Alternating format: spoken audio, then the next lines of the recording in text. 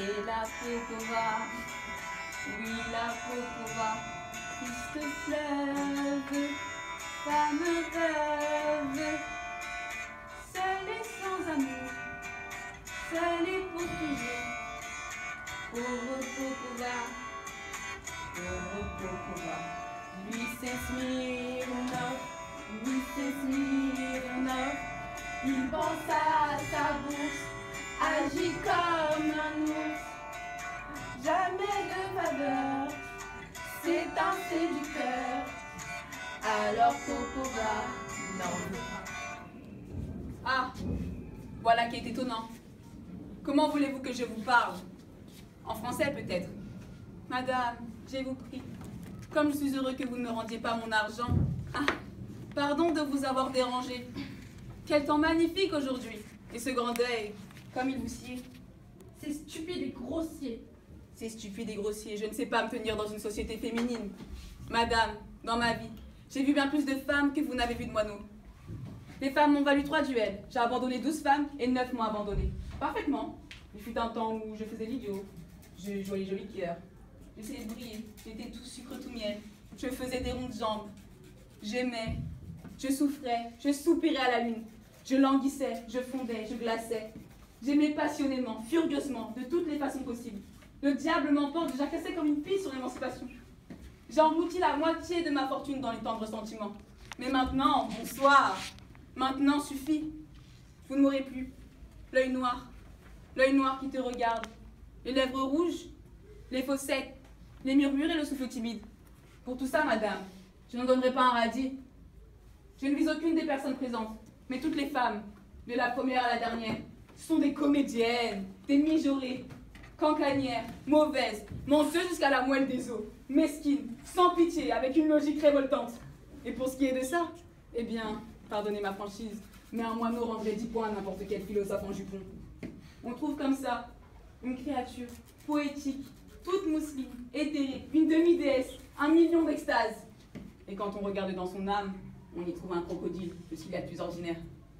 Mais le plus révoltant, c'est que ce crocodile, je ne sais pas pourquoi d'ailleurs, il s'imagine que son chef-d'œuvre, son privilège et son monopole, c'est le tendre sentiment. Mais que le diable m'étripe. Pendez-moi, à ce coup, là, la tête en bas. Est-ce qu'une femme sait aimer quelqu'un en dehors de son petit chien? En amour, tout ce qu'elle sait faire, c'est geindre, pleurnicher.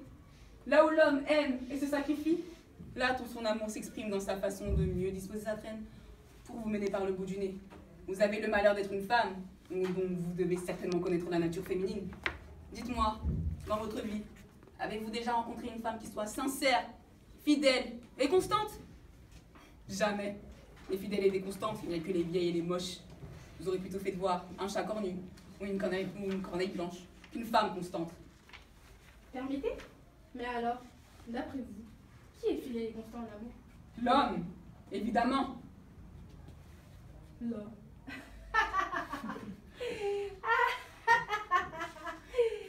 L'homme fidèle et constant en amour? Ah bravo, quelle nouvelle! Mais de quel droit dites-vous ça? Les hommes fidèles et constants? Mais tant qu'on y est, je vais vous le dire.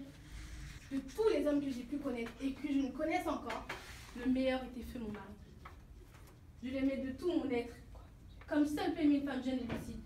Je lui ai donné ma jeunesse, mon bonheur, ma vie, ma fortune. Je ne respirais que par lui. Je l'adorais comme une païenne. Et quoi? Le meilleur des hommes, de la façon la plus éhontée, il me trompait à chaque fois. Après sa mort, j'ai trouvé dans son secrétaire une boîte pleine de lettres d'amour. Et de son vivant, c'est affreux son souvenir.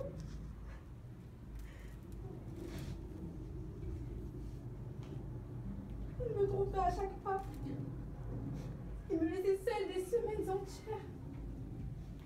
Il dilapidait mon argent. Il se moquait de mon amour.